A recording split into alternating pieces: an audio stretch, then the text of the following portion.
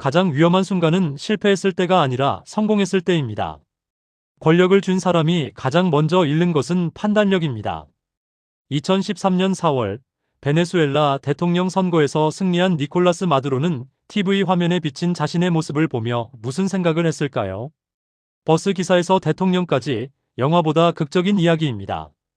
하지만 10년이 지난 지금 베네수엘라는 남미에서 가장 부유한 나라에서 가장 가난한 나라로 추락했습니다. 이것은 한 사람의 몰락 이야기가 아닙니다.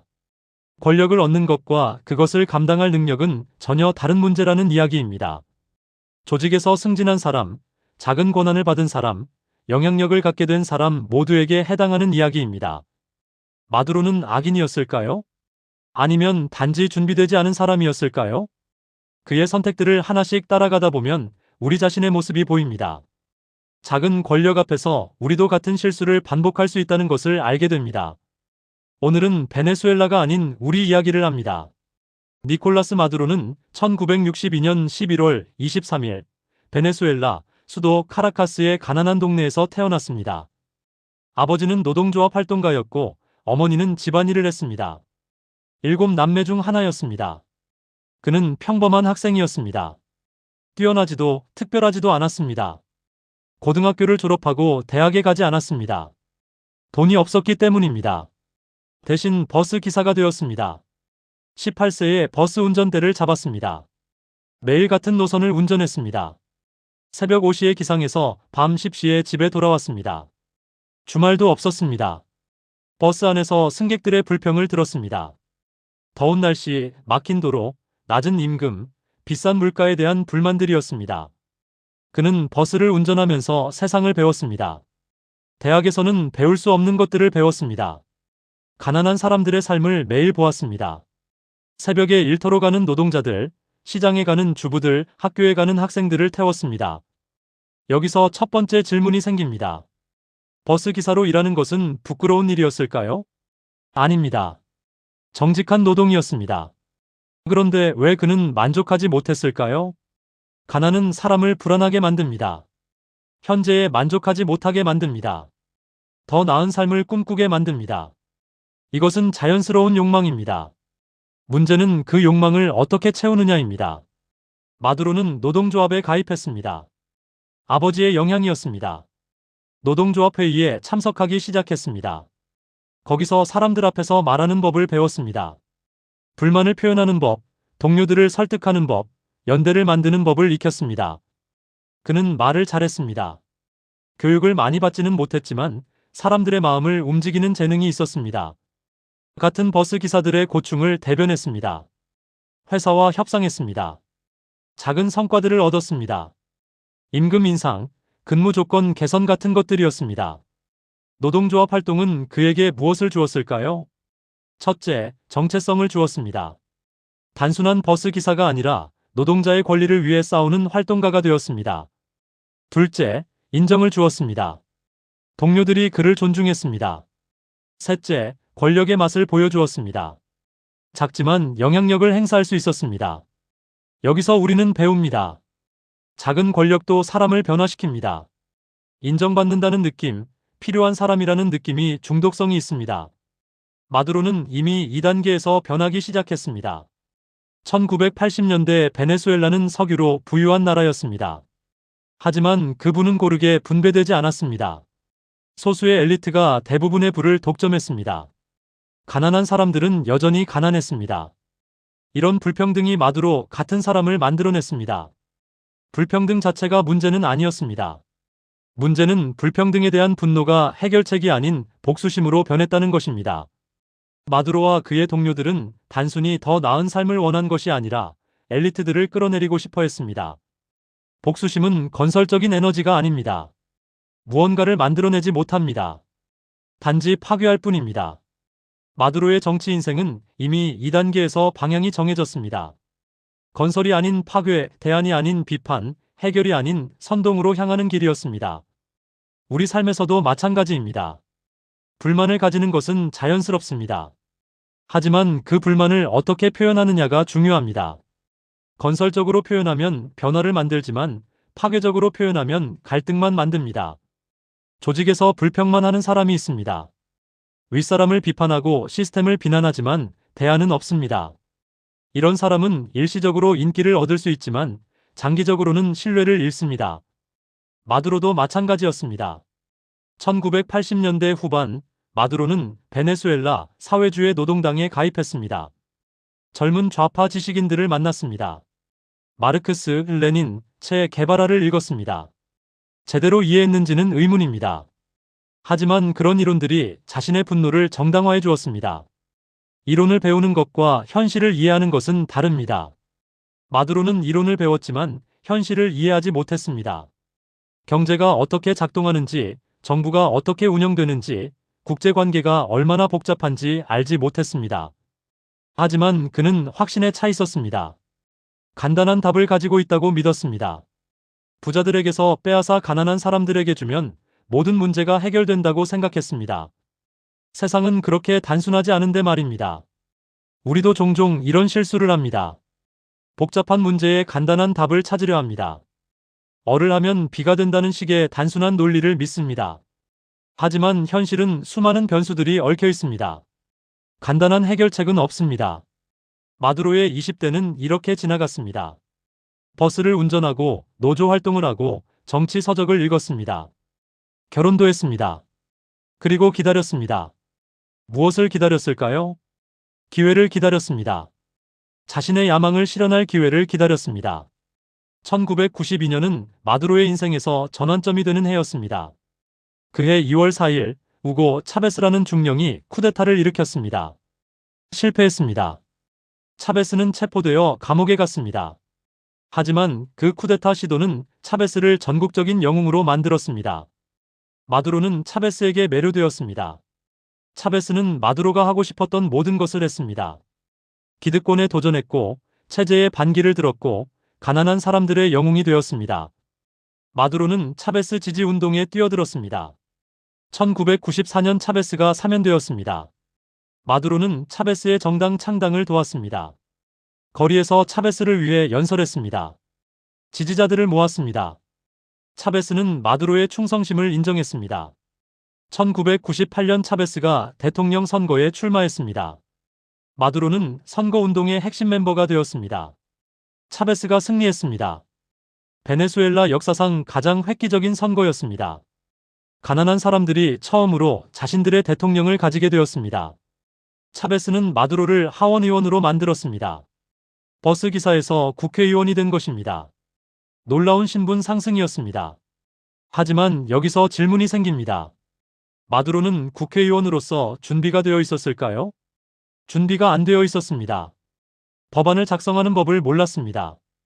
예산을 분석하는 법을 몰랐습니다. 정책을 개발하는 법을 몰랐습니다. 하지만 한 가지는 잘했습니다. 차베스에 대한 충성입니다. 차베스 정권에서 능력보다 중요한 것은 충성이었습니다. 똑똑하고 유능한 사람보다 충성스러운 사람이 승진했습니다. 마두로는 이것을 빨리 배웠습니다. 차베스에게 절대 반대하지 않았습니다. 차베스의 모든 결정을 지지했습니다. 차베스의 생각을 그대로 따랐습니다. 이것은 현명한 전략이었을까요? 단기적으로는 그렇습니다. 마두로는 빠르게 승진했습니다. 2006년 외교부 장관이 되었습니다. 경험도 지식도 없었지만 차베스의 신뢰만으로 충분했습니다. 하지만 장기적으로는 치명적인 실수였습니다.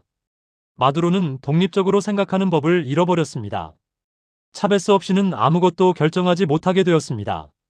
차베스의 그림자였습니다. 우리 삶에서도 이런 함정이 있습니다. 윗사람에게 잘 보이기 위해 자신의 생각을 숨깁니다. 반대 의견을 말하지 않습니다. 무조건 동의합니다. 이것은 단기적으로 안전해 보입니다. 갈등을 피할 수 있고 승진할 수도 있습니다. 하지만 장기적으로는 위험합니다. 독립적으로 판단하는 능력을 잃습니다. 윗사람이 없을 때 어떻게 해야 할지 모릅니다. 자신만의 비전이 없습니다. 마두로처럼 됩니다. 외교부 장관으로서 마두로는 세계를 여행했습니다. 각국 정상들을 만났습니다. 국제회의에 참석했습니다. 하지만 배우지 못했습니다. 다른 나라들이 어떻게 발전했는지, 어떤 정책이 효과적인지, 무엇을 피해야 하는지 배우지 못했습니다. 대신 차베스의 이데올로기를 전파했습니다. 미국을 비난했고 자본주의를 비난했고 서구 민주주의를 비난했습니다. 하지만 대안은 제시하지 못했습니다. 비판만 있고 비전은 없었습니다. 2012년 차베스가 암 진단을 받았습니다. 마두로를 부통령으로 임명했습니다. 그리고 공개적으로 말했습니다. 만약 자신이 죽으면 마두로를 대통령으로 뽑아달라고 말입니다. 왜 차베스는 마두로를 선택했을까요? 똑똑해서가 아니었습니다. 유능해서도 아니었습니다.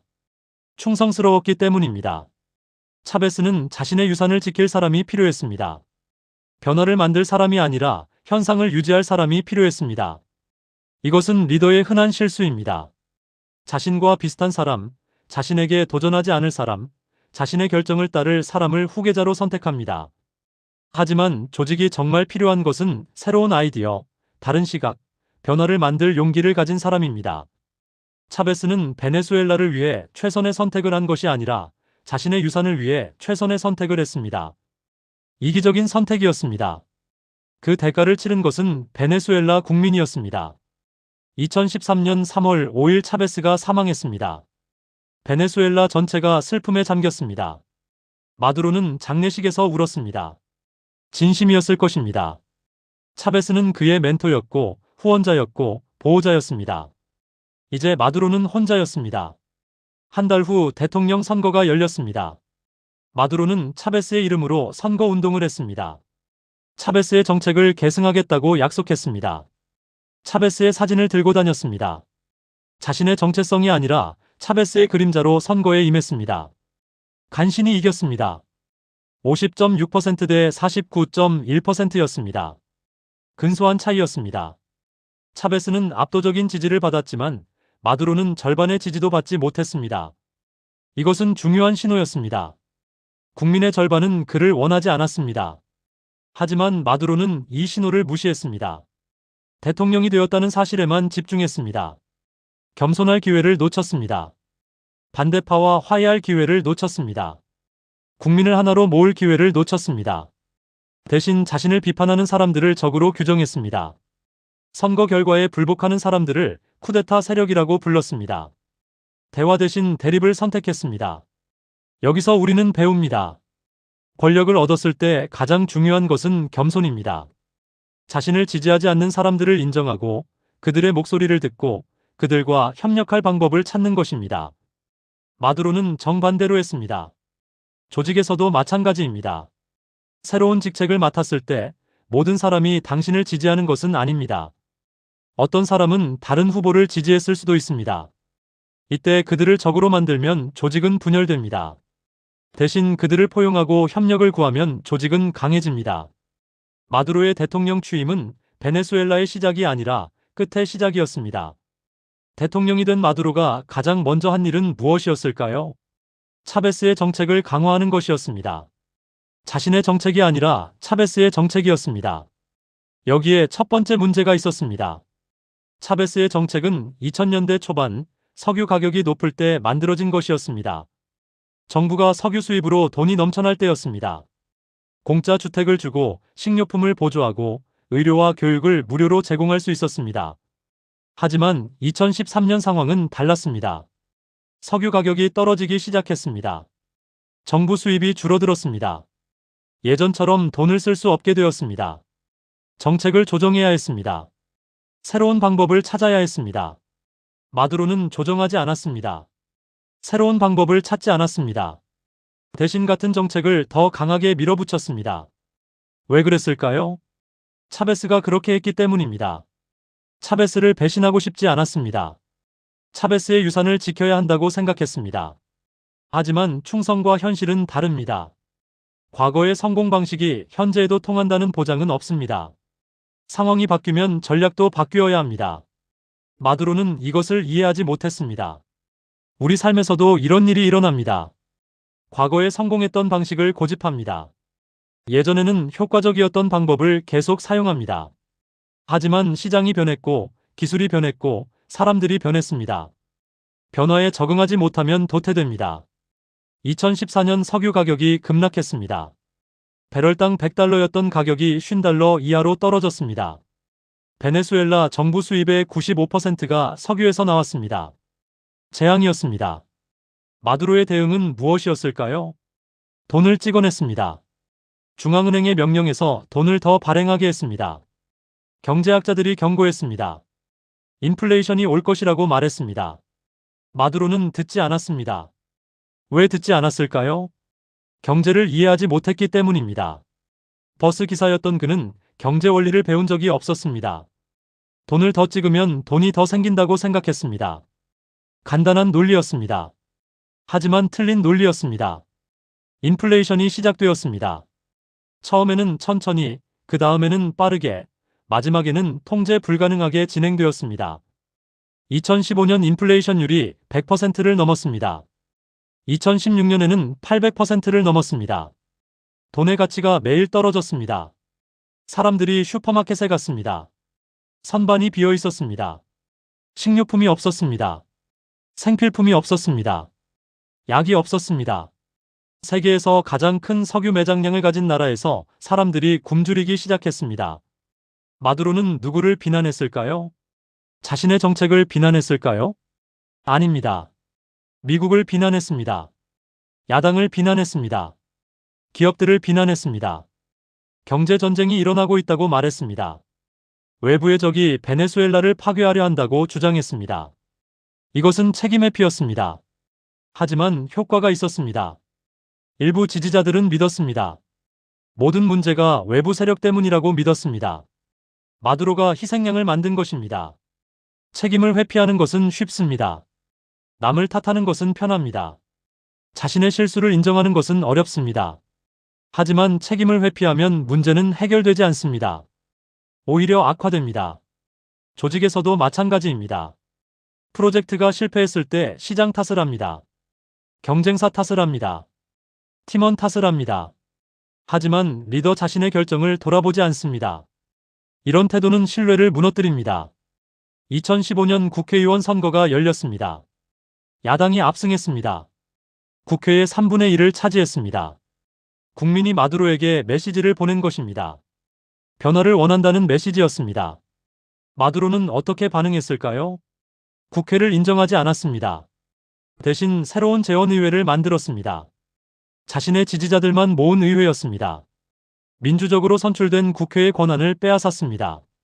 이것은 독재의 시작이었습니다. 권력을 잃을까봐 두려워서 민주주의를 파괴했습니다. 국민의 의사를 무시했습니다. 법을 무시했습니다. 헌법을 무시했습니다. 권력에 집착하는 사람은 모든 것을 파괴할 수 있습니다. 민주주의도, 법치도, 자유도 파괴할 수 있습니다. 마두로가 그랬습니다. 권력을 지키기 위해 나라를 파괴했습니다. 작은 조직에서도 이런 일이 일어납니다. 자리를 지키기 위해 규칙을 바꿉니다. 반대 의견을 억압합니다. 비판하는 사람을 제거합니다. 단기적으로는 자리를 지킬 수 있지만 장기적으로는 조직을 파괴합니다. 2016년 베네수엘라 거리에서 시위가 시작되었습니다. 사람들이 음식을 요구했습니다. 약을 요구했습니다. 변화를 요구했습니다.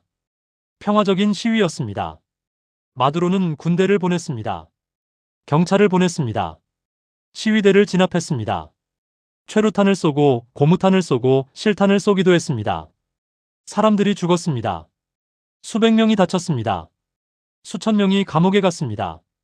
대화 대신 폭력을 선택했습니다. 협상 대신 진압을 선택했습니다. 변화 대신 억압을 선택했습니다. 이것은 두려움의 표현이었습니다.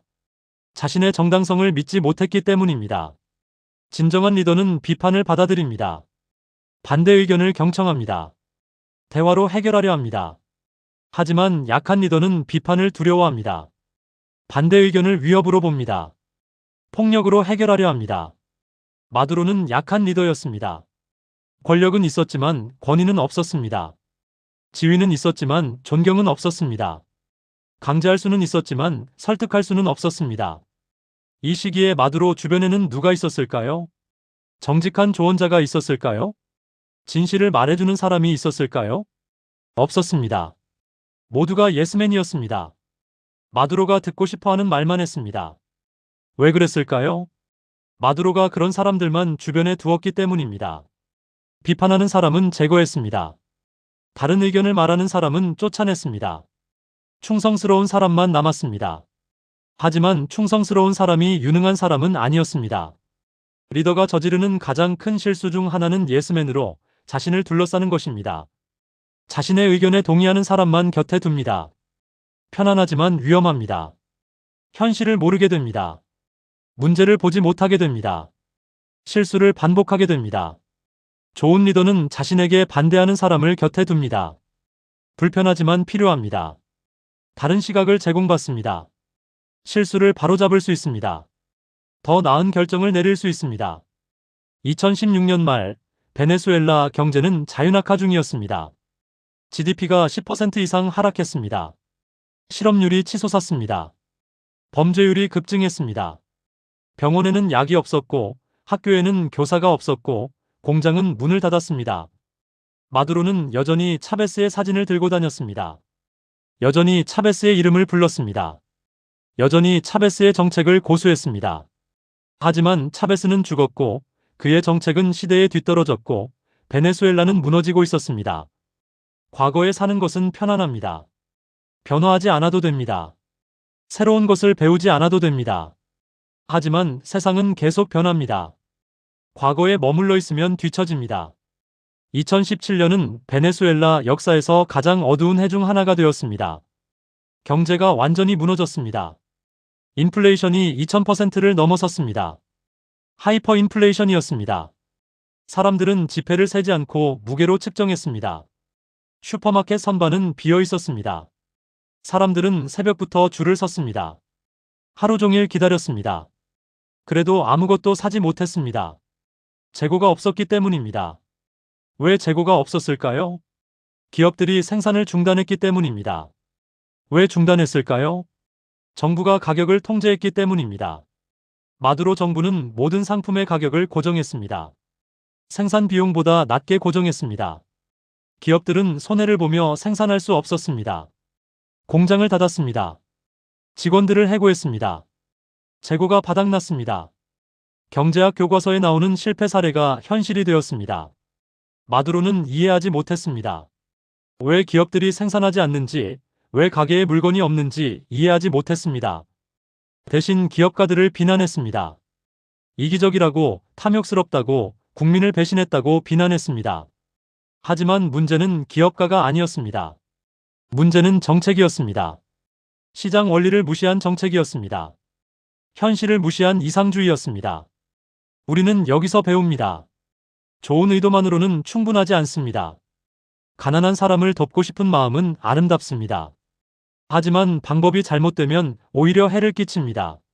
마두로는 가난한 사람을 돕고 싶었습니다. 하지만 방법을 몰랐습니다. 결과적으로 모두를 더 가난하게 만들었습니다. 2018년 대통령 선거가 열렸습니다. 야당은 불참했습니다. 공정하지 않다고 판단했기 때문입니다. 마두로는 재선되었습니다. 67%의 득표율이었습니다. 하지만 투표율은 46%였습니다. 절반도 투표하지 않았습니다. 국제사회는 선거 결과를 인정하지 않았습니다. 미국, 유럽연합, 남미 대부분의 국가들이 선거가 조작되었다고 말했습니다. 마두로는 고립되었습니다. 고립은 위험합니다.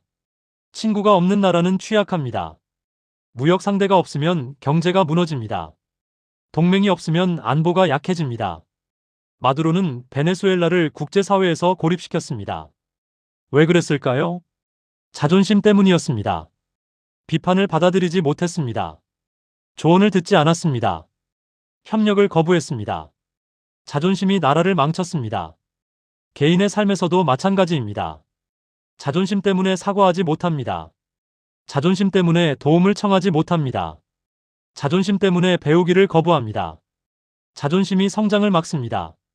2019년 초 야당 지도자 후안 과이도가 스스로를 임시 대통령이라고 선언했습니다.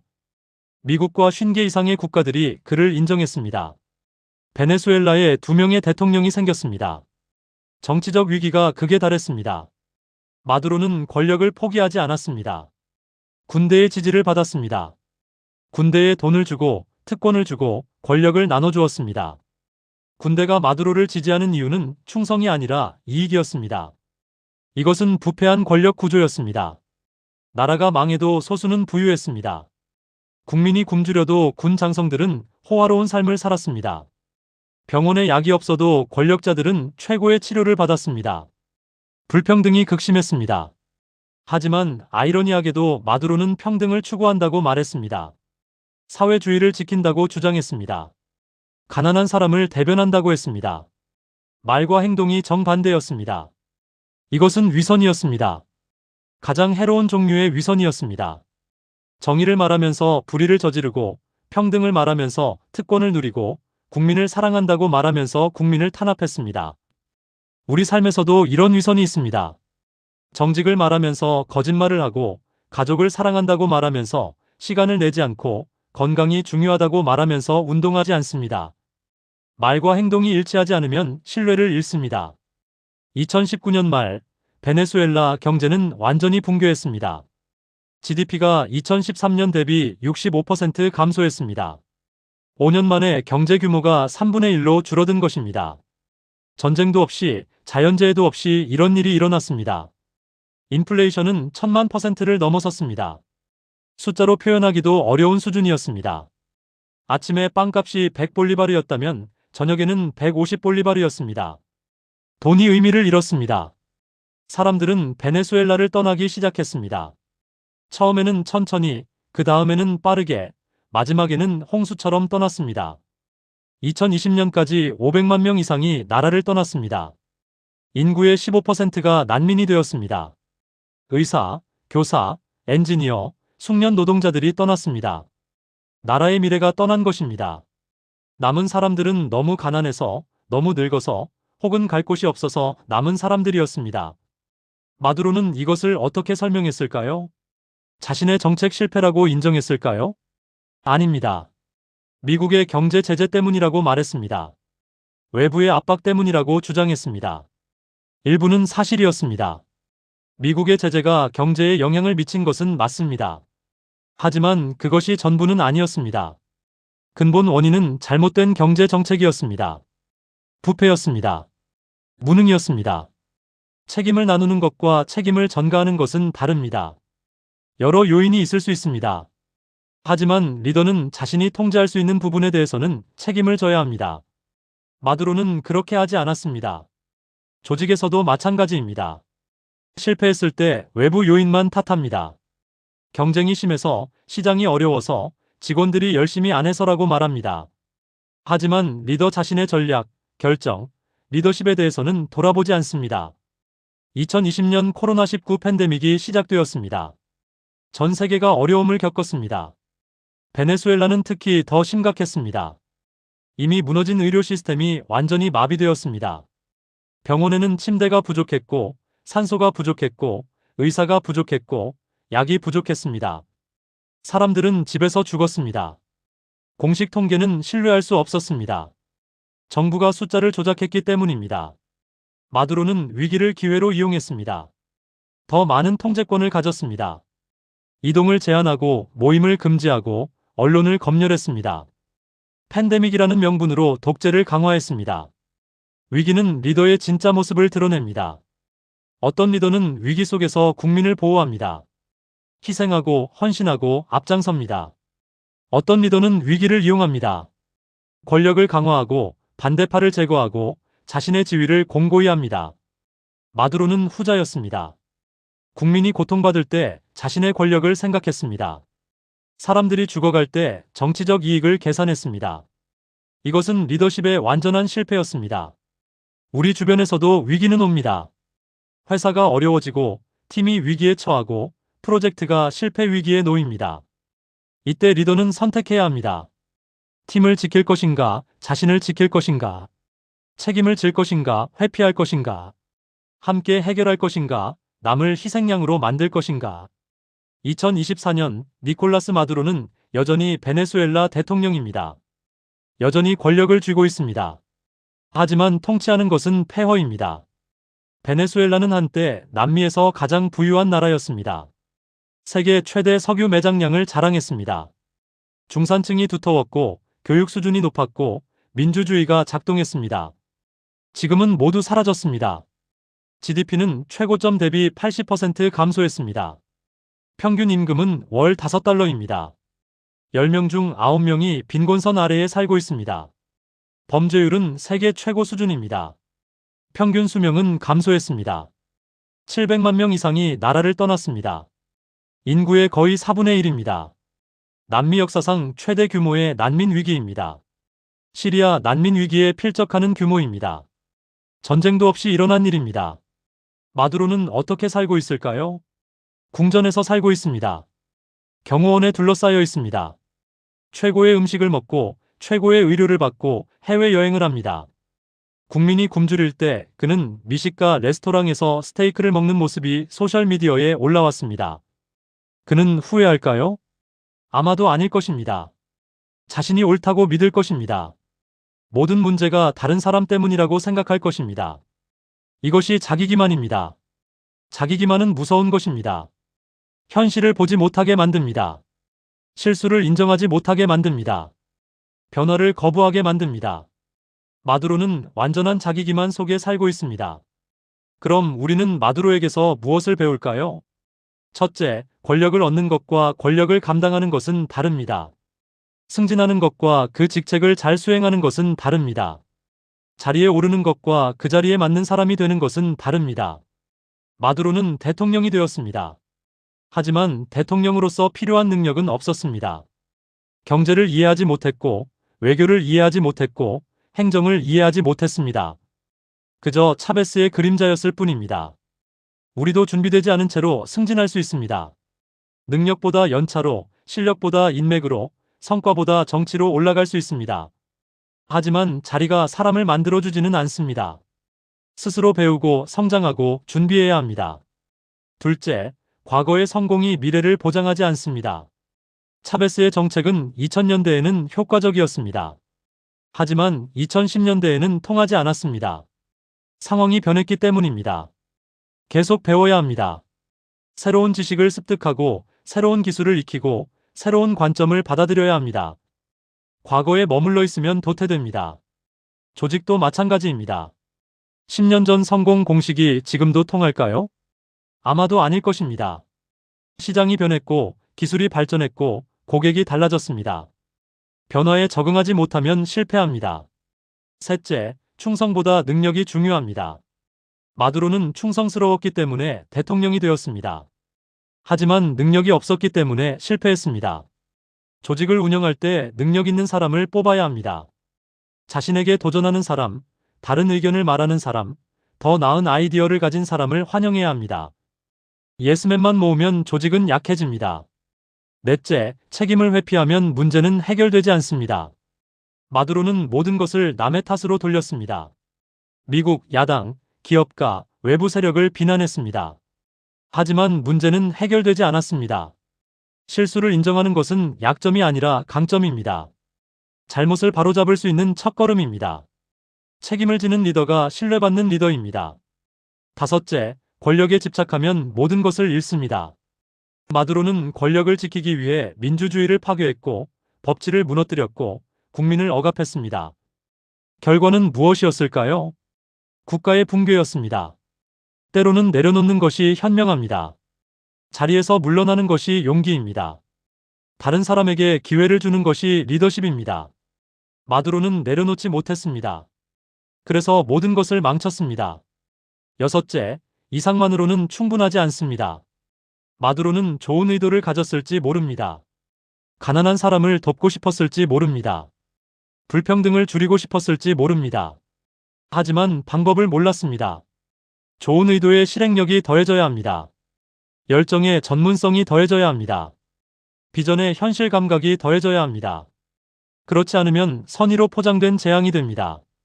일곱째, 비판을 두려워하지 마십시오. 마두로는 비판을 탄압했습니다. 언론을 검열하고 반대파를 투옥하고 시위를 진압했습니다. 하지만 비판을 없앤다고 문제가 사라지지는 않습니다. 비판은 성장의 기회입니다. 내가 보지 못한 것을 보여줍니다. 실수를 바로잡게 해줍니다. 더 나은 사람이 되게 합니다. 비판을 환영하는 사람이 결국 더 멀리 갑니다. 여덟째, 주변 사람이 중요합니다. 마두로 주변에는 예스맨만 있었습니다. 진실을 말해주는 사람이 없었습니다.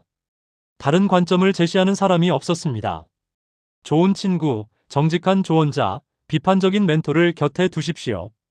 당신이 듣고 싶어 하는 말이 아니라 들어야 하는 말을 해주는 사람을 소중히 여기십시오. 아홉째, 현실을 직시하십시오. 마두로는 현실을 부정했습니다.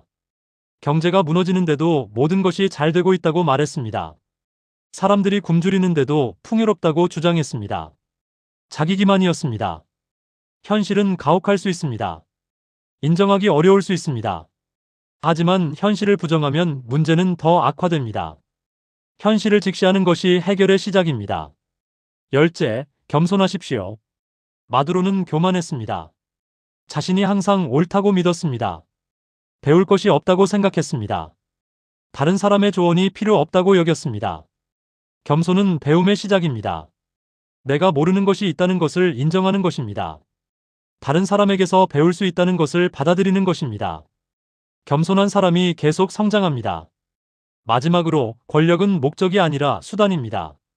마두로는 권력 자체를 목적으로 삼았습니다.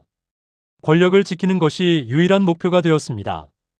권력으로 무엇을 할 것인가는 중요하지 않았습니다. 하지만 진정한 리더는 다릅니다. 권력을 도구로 봅니다. 더 나은 세상을 만들기 위한 수단으로 봅니다. 다른 사람을 돕기 위한 기회로 봅니다. 목적이 수단을 정당화하는 것이 아니라 수단이 목적을 섬겨야 합니다. 니콜라스 마두로는 악인일까요? 아마도 아닐 것입니다. 처음에는 선한 의도를 가졌을 것입니다. 가난한 사람을 돕고 싶었을 것입니다. 불의에 맞서고 싶었을 것입니다. 세상을 바꾸고 싶었을 것입니다. 하지만 준비되지 않았습니다. 능력이 없었습니다. 배우려 하지 않았습니다. 비판을 받아들이지 않았습니다. 책임을 지지 않았습니다. 권력에 취했습니다. 그는 악인이기보다 준비되지 않은 사람이었습니다. 야망은 있었지만 능력은 없었습니다. 열정은 있었지만 지혜는 없었습니다. 권력은 얻었지만 자격은 없었습니다. 이것은 베네수엘라만의 이야기가 아닙니다. 어디서나 일어날 수 있는 이야기입니다. 준비되지 않은 사람이 권력을 잡으면 무슨 일이 일어나는지 보여주는 이야기입니다. 우리 삶에서도 작은 권력이 있습니다. 팀장이 되고 부서장이 되고 임원이 됩니다. 영향력을 갖게 됩니다. 사람들이 우리 말을 듣습니다. 결정을 내릴 권한이 생깁니다. 그때 우리는 어떻게 할까요? 마두로처럼 할까요? 권력을 지키는 데만 집중할까요? 비판을 회피하고 책임을 전가하고 예스맨만 모을까요?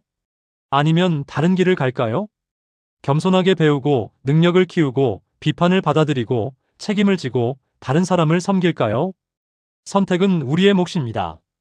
마두로의 이야기는 우리에게 경고합니다. 준비되지 않은 채로 권력을 주면 어떻게 되는지 보여줍니다. 능력 없이 자리에 오르면 어떤 결과가 오는지 말해줍니다. 하지만 동시에 기회를 줍니다. 같은 실수를 반복하지 않을 기회를 줍니다. 더 나은 리더가 될 기회를 줍니다. 더 나은 사람이 될 기회를 줍니다. 우리는 대통령이 아닐 수 있습니다. 한 나라를 다스리지 않을 수 있습니다. 하지만 우리 모두는 어떤 형태로든 권력을 갖습니다. 자녀에 대한 권력, 직원에 대한 권력, 후배에 대한 권력을 가집니다. 그 권력을 어떻게 사용할 것인가? 이것이 진짜 질문입니다. 자신을 위해 사용할 것인가? 다른 사람을 위해 사용할 것인가? 지키기 위해 쓸 것인가? 섬기기 위해 쓸 것인가? 마두로는 자신을 위해 권력을 사용했습니다. 결과는 재앙이었습니다. 한 나라가 무너졌고 수백만 명이 고통받았고 미래 세대가 대가를 치르고 있습니다. 우리는 다르게 선택할 수 있습니다. 겸손하게 배우고 정직하게 리드하고 책임감 있게 행동할 수 있습니다. 작은 규모일지라도 우리가 영향을 미치는 사람들의 삶을 더 낫게 만들 수 있습니다. 권력을 쥔 순간 가장 먼저 잃는 것은 판단력입니다. 이것을 기억하십시오. 자리가 높아질수록 더 조심하고 더 겸손하고 더 많이 듣고 더 적게 말해야 합니다. 마두로의 실패는 그의 것이지만 교훈은 우리 것입니다. 준비되지 않은 사람에게 권력이 주어지면 어떻게 되는지 우리는 이제 압니다. 그러니 준비합시다. 배웁시다. 성장합시다. 그래서 기회가 왔을 때 준비된 사람이 됩시다. 마두로는 실패했습니다. 하지만 우리는 실패할 필요가 없습니다. 그의 실수에서 배울 수 있습니다. 그의 잘못된 선택을 피할 수 있습니다. 다른 길을 갈 수 있습니다. 그래서 이 이야기는 남의 나라 이야기가 아닙니다. 우리 모두의 이야기입니다. 권력을 가진 모든 사람, 영향력을 가진 모든 사람, 책임을 진 모든 사람의 이야기입니다. 오늘 이 이야기를 들은 당신이 내일 더 나은 선택을 하기를 바랍니다. 작은 권력이라도 현명하게 사용하기를 바랍니다. 준비된 리더가 되기를 바랍니다. 니콜라스 마두로의 이야기는 여기서 끝입니다. 하지만 당신의 이야기는 계속됩니다. 어떤 이야기를 쓸 것인가는 당신이 결정합니다.